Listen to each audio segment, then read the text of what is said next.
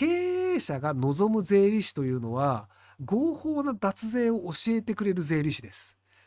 タイトルを社会不適合者が成功しやすい時代というのをしたんですけど、単純な話でいくと、学校の勉強がうまくいってた人はいい会社に入っていい給料をもらえるっていうのが割と平成の途中までぐらいにあったと思うんですけど、今いい学校出たとしてもいい会社に入れる割合ってあんまり高くないんですよね。要はいい大学に出て能力の高い人はもちろんいい会社に入れるんですけど、そこそこの大学に行ってても能力値低い人っていい会社入れないんですよね。いや結構絞り気味っていうのもあって、いい会社は。なので競争率めっちゃ高いっていうのがあって、なので一生懸命いい学力のところにいたとしても、能力値が高い人は別にいい学年に来てことでいい会社に行けるんですよ。ただ、先生の言われた通り、そう言われたことはきちんとやります。で、それなりに真面目にこなしますっていうだけだと、そんなやつ無尽蔵にいるんですよ。で、さらにそういう無尽蔵な、要は言われたことを真面目にこなす能力というのは、コンピューターには残念ながら人間はかなわないんですよね。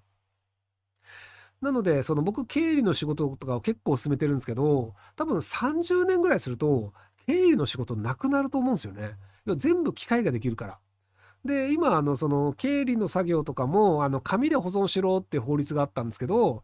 レシートとかね。で、逆に今、デジタル保存しろって法律に変わったんですよ。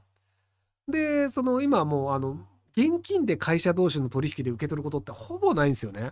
昔はその支払いとかを領収書渡して、現金で払うみたいなのがあったんですけども、全て銀行振込じゃないですか、今の時代ってほとんどの会社って。なので、その銀行振込の口座の動きと会計ソフトつないで、で、その請求書とかの処理っていうのも、割とオンラインの会計ソフトでできるようになっちゃうと、経理的な知識とかがない人でもソフトウェアある程度使えるよねってなるとそこそこできちゃうよねっていう時代になってくると、そういう人ってどんどん減っちゃうんですよ。で、もう経理の人って真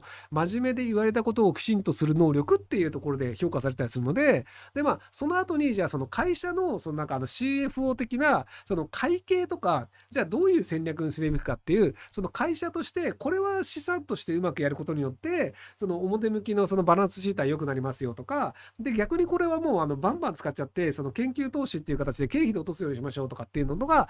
会計の知識があって経営者に対してアドバイスができるというレベルになるとまた別なんですけど、逆にそっち側のレベルになると真面目に先生に言われたことをやってますっていう人より脱税得意なやつの方がうまいっていう話になってきちゃうんですよ。要はあのすごくちょっと言葉を選ばずに言うと、経営者が望む税理士というのは合法な脱税を教えてくれる税理士です。要は税金をなるべく少なくして合法な形で確定申告を終わらせたいというのが経営者の目論見みなんですよ。ただ違法な節税をしてしまうとそれは脱税ですというのでアウトになるんですけど、で世の中の人が多くが知っている節税の仕方は別にそれ税理士に聞かなくても分かるよと。で、お前に聞かなくたって知ってるよ。なので、他の人が気づいてないけれども、合法的な節税を思いつく税理士。いや、それは、知ってる人が少ないでもいいんですけど、っていうのを知ってる人の方が経営者はありがたいんですよ。なので、それは、先生だったり、法律で税金というのは払うってなってるし、抜け道を探そうっていうのにならないんですよ。普通のね、真面目な人は。でも、あれ、この法律だと、こっちに払ってもいいけど、払った後のこっちのチェックってないよね。じゃあ、これを払った形にして、ここ見えない形でお金を受け取ったら節税できるんじゃねみたいなのを思いついて、実際にそれをちゃんと絵描いてみて、あ、税理士の資格のもとにこれは合法ですって言えちゃうやつの方が評価高くなるんですよ。で、弁護士もそれです。要は過去にこういうのがありましたよねとかっていうのでアドバイスするだけだったらそれはもう誰でもできるようになるんですよね。多分時間の問題で裁判官の処理のほとんどもAI 化しちゃうと思うんですよ。要は裁判の判決を AI が出すわけではないんですけど、過去の判決すべてをデータベースに入れて、でこういう事件ですっていうのを入れたらこういう判決ありますっていうので、じゃあもうこれをベースにしてもう判決文書いちゃおうみたいなのが多分なると思うんですよね。保険会社とかがこういう事件の場合はいくらになりますとかっていうのもシステム持ってるんですけど、要はこういうその事故です。で、こちらが何キロ出してました。横断歩道はこれですとかっていう条件入れると、もうこれっていくらだよねって判決が自動的に出てくるみたいな仕組みって各保険会社持ってるんですよ。で、もちろん裁判所も持ってて、なので、保険会社の裁判とかで判断がぶれることってあんまりないんですよね。っていう感じで、こういうのに関してはもうこういう結論になるよねっていうのって人間がやる必要なくなっちゃうんですよね。で、確か大正生命かなんかが、その保険の計算自体、アクチュアリの、確かリストラやってるんですよね。要はもうそこら辺全部機械でできるじゃん。確か IBM のワトソン使ったと思うんですけど、なので機械でできるじゃんっていうので、もう機械に任せた方が安いじゃんっていう、要はそういう計算ができる人ってそれなりに給料高いので、っていう感じで、その真面目できちんと計算ができる人っていうのは残念ながらどんどん仕事が減ってっちゃって、その他の人が気づかないような裏だったりっていうのを狙っていくっていうタイプの方が割と生き残っちゃったりするんですよね。で、その社会不適合者の定義は何ですかなんですけど、あの学校不適合者という言い方の方が分かりやすいかもしれないですけど、要は遅刻をします。で、なんで遅刻をするかっていうと、学校の先生に怒られるというより、自分はやりたいことがありますっていう我が強いということなんですよね。まあ病気で起きれないとかは別にしてね。なので、好奇心が強いとか我が強いっていうのは、結果として他の人が持ってない情報を手に入れたり、他の人がやってないことをやってる可能性が高いんですよ。例えばじゃあヤンキーとか暴走族が大量にいた時代は別にいいんですけど、今の時代殴り合いの経験をしてるヤンキーってすげえ少ないんですよ。なので真面目に学校に通うより殴り合いの方が俺楽しいんすよっていう人の方が大人になってみると、お前なんでそんなことしてたのっていうので、逆に人として面白いやつという評価になってしまうんですよ。要はレアだから。で、別に殴り合いが正しいとか、殴り合いが素敵だよねって話をしてるわけじゃないんですよ。レアであるということが大事なんですよ。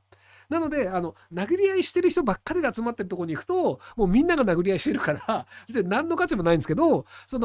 まあ、もう、そういう人たちが少ない時代で、きちんと喋れるような人が出てくると、朝倉未来さんみたいに YouTube で大成功になっちゃうんですよ。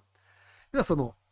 喋りもできるんだけど、相手を怒らして殴り合いになったとしても、俺絶対勝てるからっていう自信を持って喋れる人っていうのが出てきちゃうと、喋りだけが得意ですっていう人は、でもこの人を怒らせたら怖いっていうのもあって、割と言えないことがあったりするんですよ。でも別に相手を怒らせても全然 OK っすっていうので、野面で行くみたいなタイプになると、他の人だったら責められないようなこともできたりするので、結果として面白いみたいになったりするんですよね。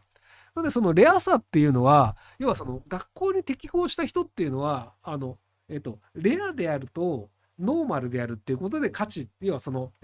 アートとか芸術とか美しいとかではなく、単純に希少性というところだけで考えてください。要は希少性のカードはレアです。で、人数が多い、いっぱい持ってるものはノーマルですと。ってなると、学校適合者っていうのは基本的にノーマルなんですよ。で、学校不適合者の方がレアカードである可能性が高いんですけど、ただカードゲームでレアカードはタイミングが合わないと本当に使えないカードがあることが多いんですよ。要はこういう条件のもとになると発動みたいなので、その条件来なかったら全然意味ねえじゃんってなるので、なので不適合者だけ集めてもしょうがないんですけど、ノーマルを集めてちゃんとある程度デッキが組めてて動いてる状態でうまい具合にレアカードがはまるとめちゃめちゃうまくいくみたいなのがあったりするので、なのでレアカードって何枚かは持ってたいんですよ、会社って。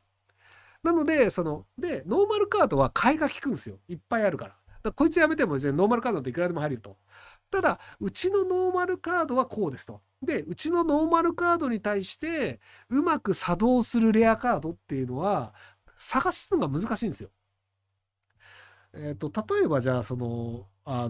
ストでブサイクがモテることがあるんですよ。で、基本的にホストクラブってイケメンでスタイルが良くて話が上手い人っていうのがまあうまくいくじゃないですか。で、そればっかり集めてると、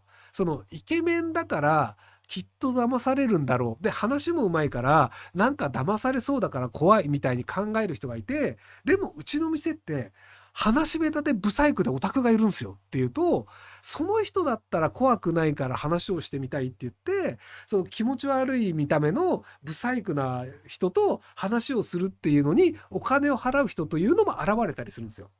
なので本来であればその気持ち悪い性格の悪いおっさんとかっていうのは無価値なんですけど、そのイケメン話しうまいスタイルを集めた場合には逆にその気持ち悪いブサイクは希少性という価値を持つんですよ。要はイケメンカードが通じない人にとってはブサイクカードが通じることがあるんですよね。っていうのでそのレアさというのが結構大事だよねって、そのバントが上手と一緒ね。そうそうっていうのがあるので、なので本来であればその学校不適合者の場合は社会不適合者になる確率がやっぱり高いんですけど、そのノーマルカードが割といやその 50% の人がもう大学生になっちゃってるので、ノーマルカード多すぎる問題になってくると実はレアカードの方がそこそこうまくいっちゃう場合があるんですよね。っていうのがあって、社会不適合者だから成功するという話は僕は一切してません。ただ昭和とか平成の時代に比べると社会不適合者であるがゆえにうまくいっちゃってる人って結構いるよねっていうので、だから最近でいくとプロオゴラレイヤーさんとかってもう完全社会不適合者なんですよね。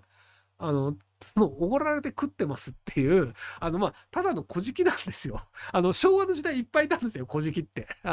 要は、お金欲しいです、おごってくださいって言ってる、住所不定の人っていうのはものすごいいっぱいいたんですよ。でも今の時代って、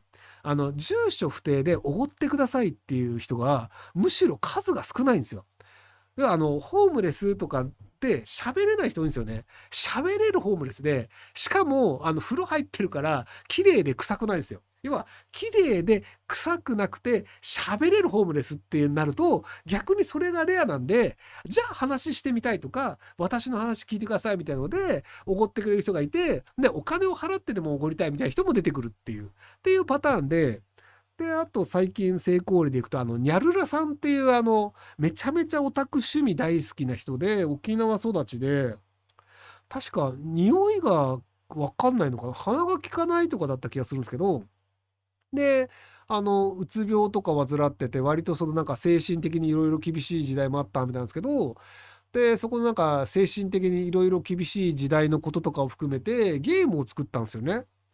なんだっけ、オーバードーズなんちゃらっていうゲームを作ったんですけど、で、そのゲームがもともとスチームで売られていて、スイッチでも売られたんですけど、確か全世界で80万本とか生まれたのかな。だか